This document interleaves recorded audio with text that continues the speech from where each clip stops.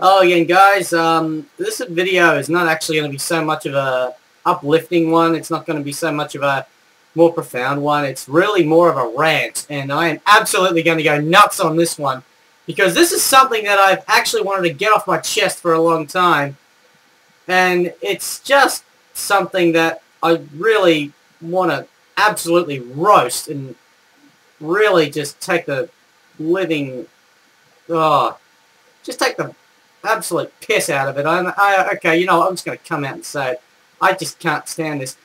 Contemporary Christian music, and oh boy, there are not enough words in the English language, and there's not enough time that YouTube allows me to upload in this video to tell you how sick I am of it.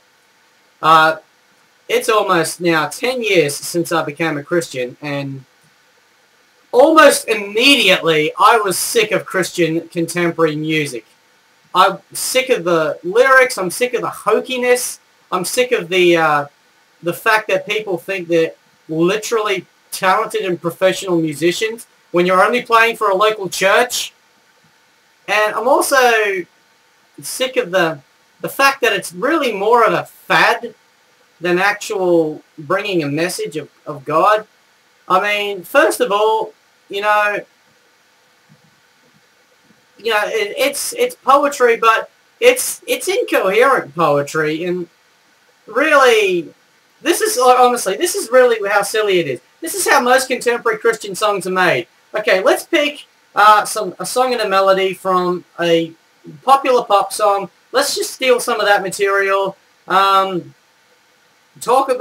just get some dialogue from a really bad Hollywood romance, and we'll throw a few catchwords that Christians love to use, like awesome and absolutely. Don't worry, I'll get to those. And then just slap Jesus' name on it. Bam! You have Christian music. It's that simple, and it's that shallow. It really is. It's just so ridiculous. I'm just so tired of it. Honestly, every song that I have heard in the contemporary service is like this. No, I dare you to challenge me otherwise. It's just so hard to hear Christian music that's actually good.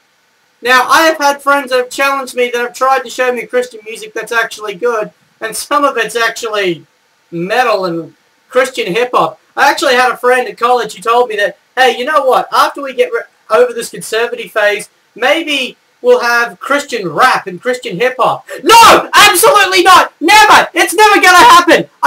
Okay, seriously, if you love rap and hip-hop, guys, you're not Christians, and you are packing ammo. If this ever happens, come along the church and bring your ammunition with you. Please! I mean, don't kill anyone. Just fire some shots into the air. That'll shut them up. I do not want it happening. I do not want to see a gangster wearing Jesus Loves You. That's... Not only is it completely anachronistic, it's just really sad. Jesus is badass enough without having to insert rap lyrics. The guy beat death, for crying out loud. You are not going to do his badassness justice. No one ever will. You don't need to do that. Oh boy. But yeah, there are apparently some Christian rap albums, and I've actually, believe it or not, heard one that's sort of okay. It just talks about how these guys came to Jesus, and it's a little bit clever, but boy, it's not award-winning. I'll tell you that much. The next thing I really can't stand is the kind of culture that a lot of churches have, that if you want to be cool or hip in the Christian community, play a guitar or bang away on the drums or learn to sing. There's only one problem. They're not that good! You know what? I just would love to see these guys say, hey, we're too good to go on shows like the X Factor or Australian Idol. Oh no. No, they're not. They're just too scared of guys like Simon Cowell on Kyle Sandilands and Dicko ripping the living snot out of them. Telling them genuinely, look, you can pray to God as much as you want, but you guys don't have the genuine chance of succeeding. Now, of course, some would say that Guy Sebastian is the exception because he's a good Christian singer. He won the Australian Idol. I can't stand Guy Sebastian. I don't think he's a good singer. I really don't. I hear his songs on the radio, I will switch to another station. Nothing against the man personally, but just that, oh, he has this one little song that opens up with the most cheesy melody, and I'm just like, that's it, I'm out of here. Just can't listen to this. Oh, boy. And then there's the words. Awesome and absolutely. Why are these words slapped into every song? And, you know, every time I hear this, I cringe. You know what? I'm glad most Seventh-day Adventists don't drink, because if we ever had a drinking game that you take a sip every time you hear the word awesome or absolutely, honestly, whoever's taking the sermon mightn't bother, because all they're going to be doing is preaching to a bunch of passed out people. And I'm not saying that because most of them would be lightweights because they don't drink. I'm saying that because honestly, you'd have to, you know, tube feed us the stuff because of how often these words are spammed. Oh, gosh. It's just, and look, I'm not about to talk to you about, oh, is this music satanic? Is this music bad? You know, is it going to make you less of a Christian? You know what? I don't even care. There are enough videos that do that already. So I'm just talking about general bad taste and quality. I have had, to be honest, a lot of negative experiences with Christian music because a lot of people think that they're just so awesome because they can strum a guitar. You're not.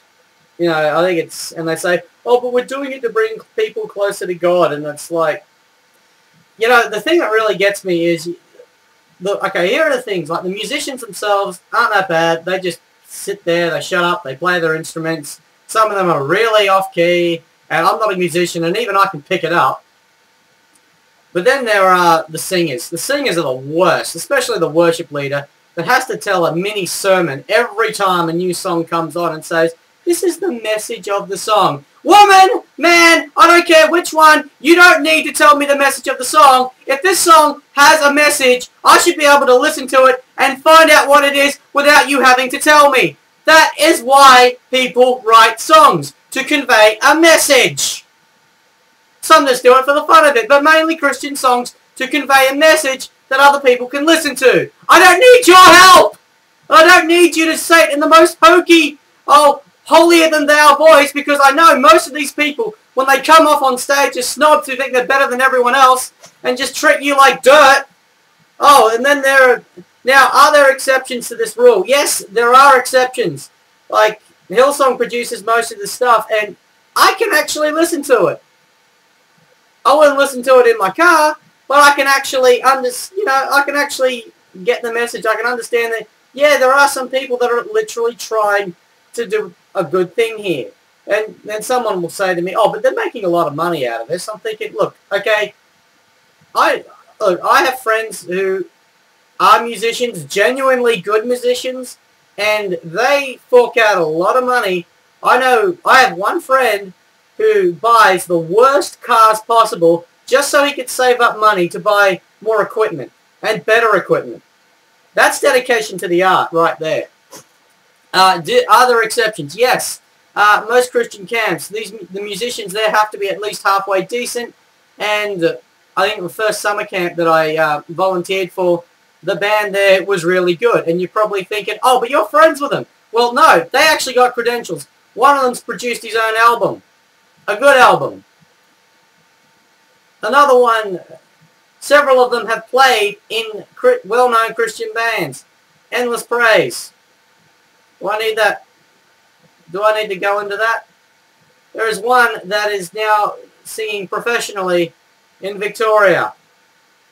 Yeah. There are exceptions to the rule. So, oh boy. I'm actually feeling a lot better now because I got all that off my chest. But really, I really don't understand the whole idea. It's like they say, oh, but it's pleasing to God's ears. Are you kidding me? My ears are bleeding every time I listen to this stuff. I don't know how God's ears are faring, but look, this is what This is how I see it. This is what I think is going on in heaven every time one of these songs are played in every contemporary church that thinks they're pro when really they're not. I can just see God in heaven right now going, "It's okay, boys, it's okay. They're just doing their best."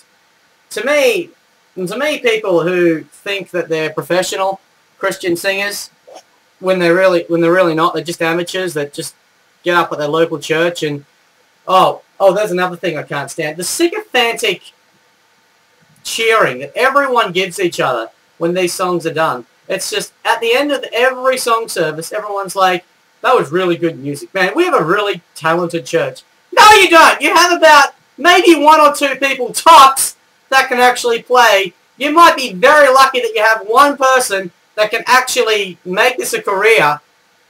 You're very lucky if you have one of those types of people. But the rest of them, no! Not a chance! Give up! Do something you're genuinely good at.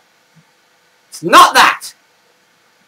And then everyone just says, they come up and encourage, they get this encouraging each other, saying, "That was really good music." And they do it in the same pretentious, sycophantic, soft-spoken, obviously acting Christian voice. I really don't understand why most Christians feel the need to deceive each other into thinking that they're doing the right thing. And some Christians have this idea that, you know what, I'm just going to put my opinions on hold and encourage the person anyway, just, because good Christians encourage each other. Look, good Christians do not enable each other to do bad stuff and discredit the religion.